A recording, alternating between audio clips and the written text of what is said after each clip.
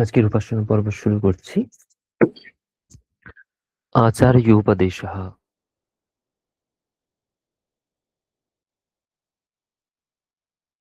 শ্রীগুরুভ্যো নমঃ।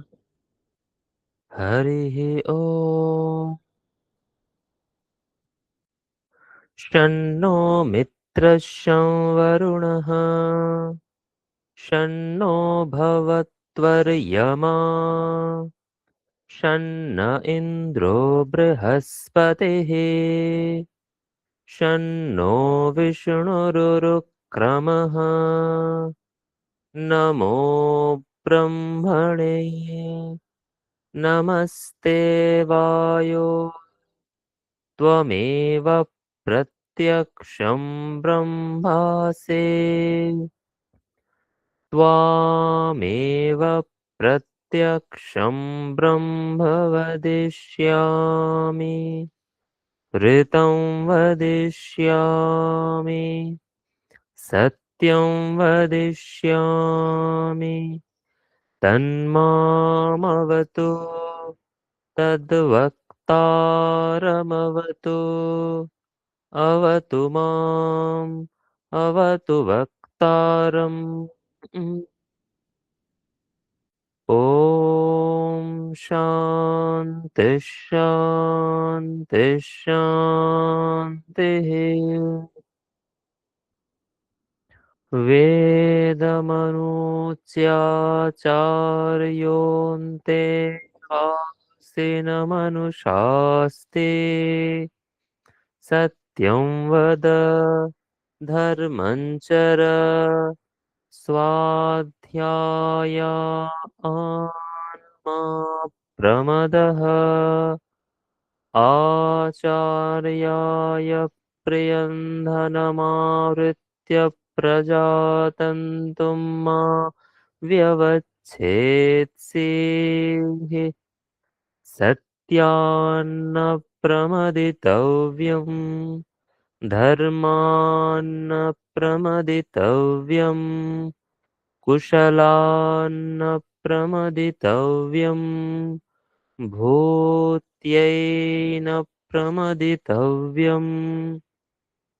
स्वाध्यायप्रवचनाभ्यान्न प्रमदितव्यम्, देवपितृकार्याभ्यान्न प्रमदितव्यम्। मातृदेवो भव, पितृदेवो भव, आचार्यदेवो भव, अतिथिदेवो भव। यान्यनवद्यानि कर्माणि तानि सेवितव्यानि, नो इतराणि। यान्यस्माकं सुचरितानि तानि त्वयोपास्यानि, नो इतराणि। ये के चास्मच्छ्रेया गुंसो ब्राह्मणाः, तेषां त्वयासनेन प्रश्वसितव्यम्। श्रद्धया देयम्, अश्रद्धया देयम्, श्रिया देयम्, प्रिया देयम्, धिया देयम्, संविदा देयम्। अथ यदि ते कर्म विचिकित्सा वा वृत्तविचिकित्सा वा स्यात्, ये तत्र ब्राह्मणा आसम्मर्षिणः, युक्ता आयुक्ताः, अलोक्षा धर्मकामा स्युः, यथा ते तत्र वर्तेरन्, तथा तत्र वर्तेथाः। अथाभ्या आख्यातेषु ये तत्र ब्राह्मणा आसम्मर्षिणः, युक्ता आयुक्ताः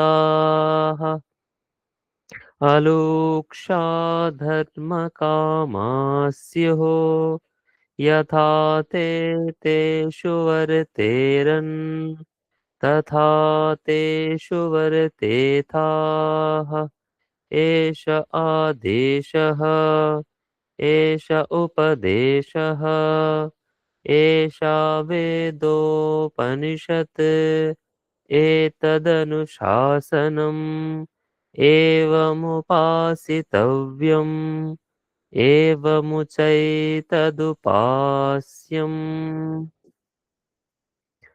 शन्नो मित्रः शं वरुणः शन्नो भवत्वर्यमा शन्न इन्द्रो बृहस्पतिः शन्नो विष्णुरुरुक्रमः नमो ब्रह्मणे नमस्ते वायो त्वमेव प्रत्यक्षं ब्रह्मासि त्वामेव प्रत्यक्षं ब्रह्मावादिशम् ऋतमवादिशम् सत्यमवादिशम् तन्मामावीत् तद्वक्तारमावि आवीन्वाम् आवीद्वक्तारम् ॐ शान्ति शान्ति शान्तिः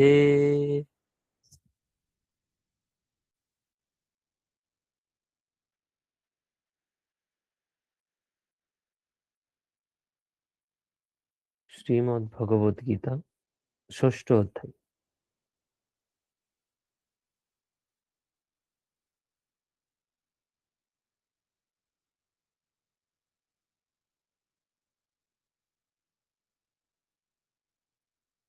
वसुदेवसुतं देवं कंसचाणूरमर्दनं देवकी परमानन्दं कृष्णं वन्दे जगद्गुरुम् अथ षष्ठोऽध्यायः श्रीभगवानुवाच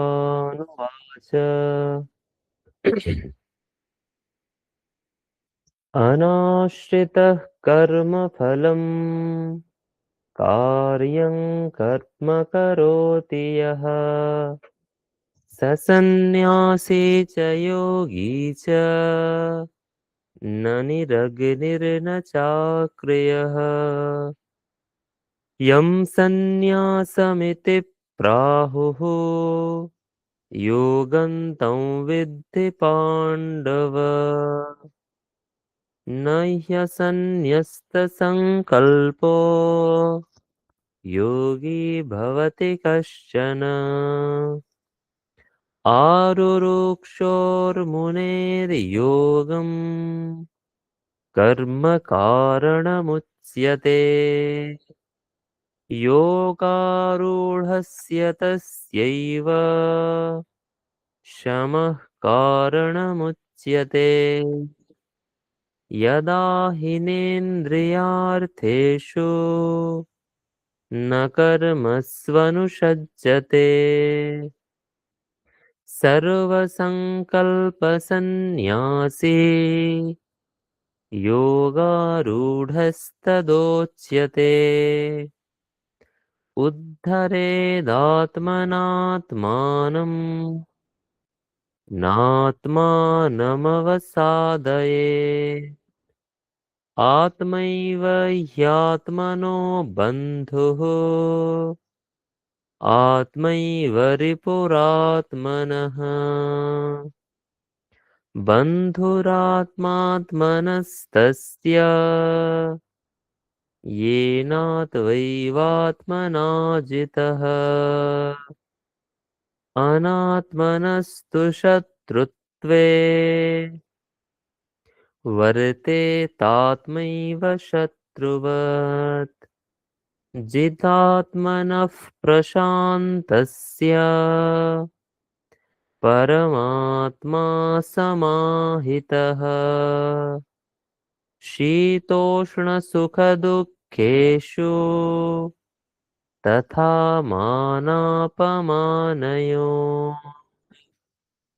ज्ञानविज्ञानतृप्तात्मा कूटस्थो विजितेन्द्रियः युक्त इत्युच्यते योगी समलोष्टाश्मकाञ्चनः सुहृन्मित्रार्युदासीन मध्यस्थद्वेष्य बन्धुषु साधुष्वपि च पापेषु समबुद्धिर्विशिष्यते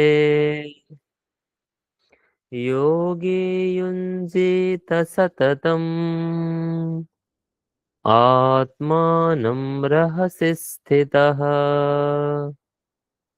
एकाकीयत चित्तात्मा निराशीरपरिग्रहः शुचौ देशे प्रतिष्ठाप्य स्थिरमासनमात्मनः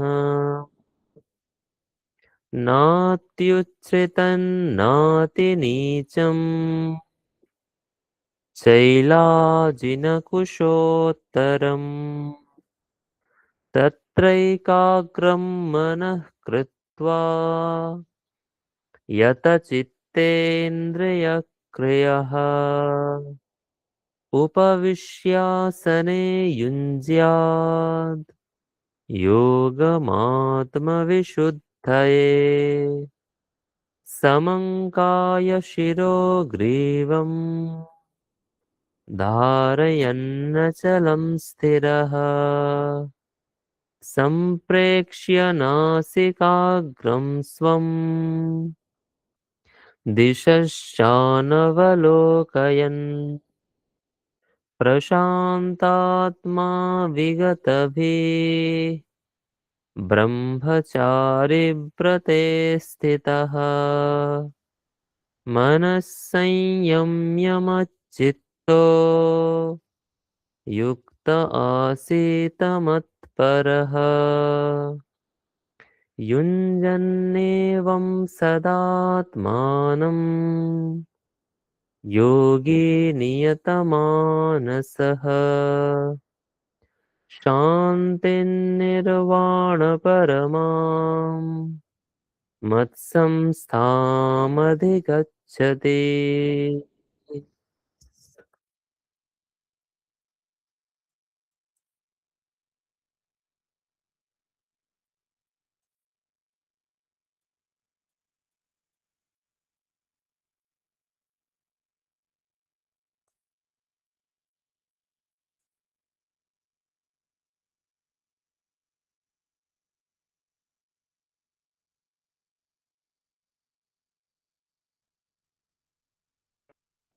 আজকে প্রাত্যহিক মনন শ্রীমদ্ ভগবদ গীতা পঞ্চম অধ্যায়ের তৃতীয় শ্লোক।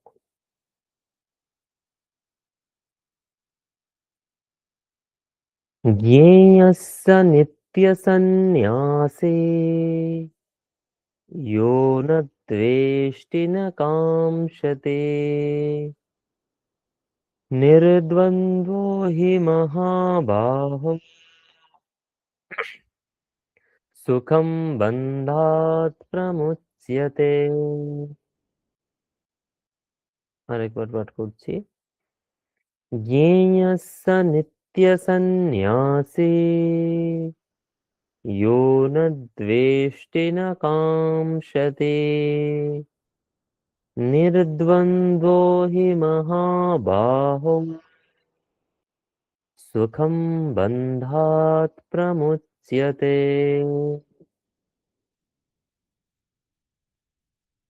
এখানে যে অর্থ করা হয়েছে, হে অর্জুন, যিনি কারো প্রতি দ্বেষ করেন না এবং কোনো কিছু আকাঙ্ক্ষা করেন না, সেই নিষ্কাম কর্মযোগী হবে। ওটা নিষ্কাম কর্মযোগীকে নিত্য সন্ন্যাসী বলে জানবে।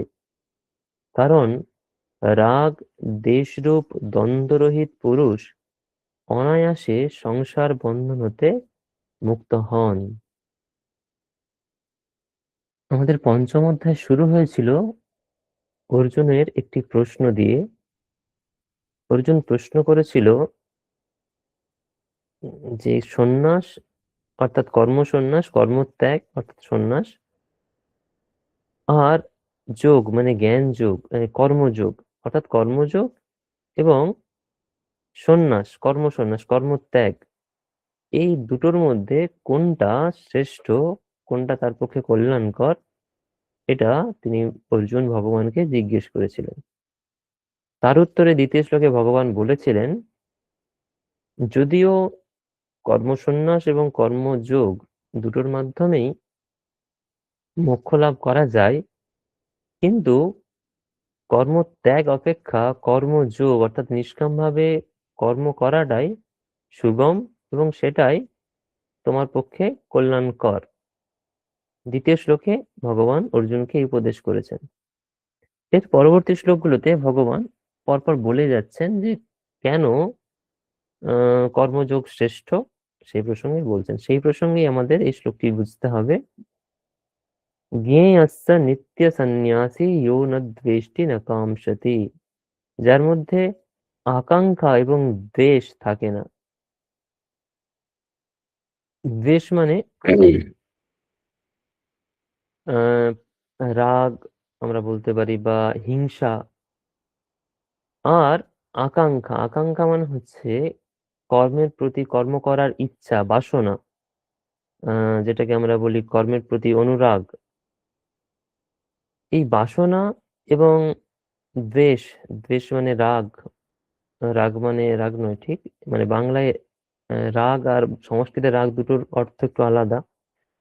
বাংলায় রাগ মানে হচ্ছে ক্রোধকে বোঝায়, আর সংস্কৃতে রাগ মানে অনুরাগকে বোঝায়। সেই জন্য যেখানে যেখানে রাগ আছে শব্দটা সংস্কৃতে, সেখানে রাগ মানে কিন্তু বাংলার রাগ এরকম বুঝবেন না। রাগ মানে সেখানে অনুরাগ বা আকাঙ্ক্ষা, ইচ্ছা, এই অর্থে রাগ শব্দের প্রয়োগ হয়েছে সংস্কৃতে। তাহলে যিনি দ্বেষ করেন না, যার মধ্যে দ্বেষ নেই, অপরের প্রতি হিংসে নেই, এবং যিনি কর্মফলের প্রতি বাসনা করেন না, যার কোনো আহ উম, বাসনা নেই, কর্ম করা নয়, কর্মফলের প্রতি ইচ্ছে নেই, তিনি কর্মযোগী হলেও তিনি নিত্য সন্ন্যাসী। জ্ঞেয়ঃ, অর্থাৎ তাকে নিত্য সন্ন্যাসী বলে জানবে, সে সবসময় সন্ন্যাসী বলে জানবে। নির্দ্বন্দ্ব হি মহাবাহো সুখম বন্ধাৎ প্রমুচ্যতে, যার মধ্যে দ্বন্দ্ব নেই। দ্বন্দ্ব মানে হচ্ছে যুগল, অর্থাৎ পরস্পর বিপরীত ভাব, অর্থাৎ সুখ দুঃখ, আহ রাগ অনুরাগ, বা রাগ দ্বেষ এরকম অর্থে, ক্রোধ, এরকম পরস্পর যে বিরুদ্ধ স্বভাব, সেইগুলো যার মধ্যে নেই, তিনি অনায়াসে সুখম বন্ধাৎ প্রমুচ্যতে, সংসার বন্ধন থেকে মুক্ত হন।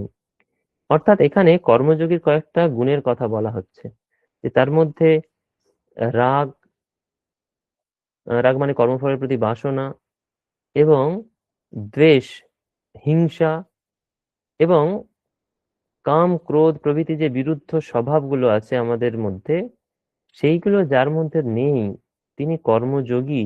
তিনি কর্মযোগী হলেও তাকে সন্ন্যাসী বলেই জানতে হবে। অর্থাৎ কর্মযোগী এবং সন্ন্যাসীর মধ্যে পার্থক্য করতে গিয়ে ভগবান বলছেন, যদি এই গুণগুলো কর্মযোগীর মধ্যে থাকে তাহলে তিনি সন্ন্যাসী বলেই জানবে। অর্থাৎ তিনি কর্মযোগী হলেও তিনি সন্ন্যাসীর মতোই, তার গুণগুলো সন্ন্যাসীর মতোই। অর্থাৎ তিনি কর্ম করেও যেন কর্ম ত্যাগ করেন, এভাবে বুঝতে হবে। তাহলে আমরা এটা থেকে কি শিক্ষা লাভ করতে পারি? আমরা যারা সংসার জীবনে আছি, তাদেরকে কাজ করতে হবে, কিন্তু দেশ এবং কর্মফলের প্রতি বাসনা ছেড়ে কর্ম করতে হবে। তাহলে আমরা যেমন কর্ম যোগ হিসেবে সেটা আমাদের হবে, অর্থাৎ নিষ্কামভাবে কর্ম করা হবে, এবং আমরা নিত্য সন্ন্যাসীর মতোই সেটা আমাদের কর্মফল আসবে। কর্মফল আসবে মানে নিত্য সন্ন্যাসীর মতোই আমরা হয়ে যাব। সেই জন্য আমাদের কর্মফল ত্যাগ করে কর্মের প্রতি কোনো অনুরাগ বা বাসনা না রেখে, হিংসে না করে, ক্রোধ প্রভৃতি না করে আমাদেরকে কাজ করতে হবে। তাহলে আমরা সংসারে থেকেও সন্ন্যাসীর মতো জীবনযাপন না, সন্ন্যাসীর মতো গুণ সম্পন্ন হতে পারবো।